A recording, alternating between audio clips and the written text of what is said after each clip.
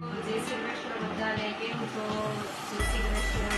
આજે જે ચોલીનું બ્લાઉઝ લઈને આવ્યા છીએ પણ એમાં સ્લીવ કેવી રીતે લાંબી બનાવવી ને એ શીખવાનું છે આપણે લોકોએ. આની અંદર સ્લીવ 11 ઇંચની બનાવવાની છે પણ 11 ઇંચની કરવા જઈએ ને આપણે તો આ બધું કટિંગ થઈ જાય છે. એટલે એને શું કરવાનું એ તમને શીખવાડવાનું છે. તો આપણે અહીંયાથી સ્લીવનું માપ લીધું તો 8 ઇંચ લીધું તો આ બધું કટિંગ થઈ જશે. અહીંયાથી શોલ્ડર નીકળી જશે અને આ પાછળનો ભાગ છે તો પાછળનો ભાગ 17 ઇંચ આવે છે. તો આપણે આટલી બધી લંબાઈ નથી જોઈતી, 15.5 જ જોઈએ છે.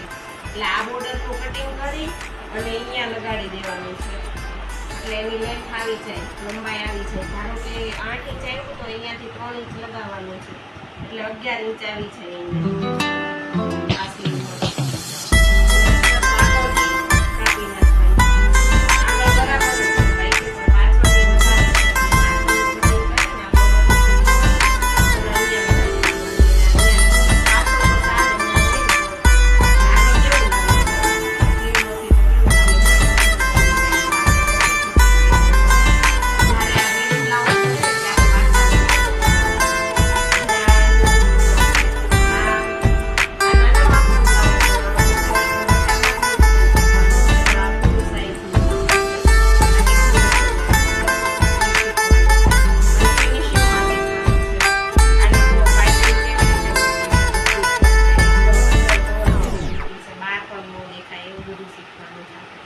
આમાં પણ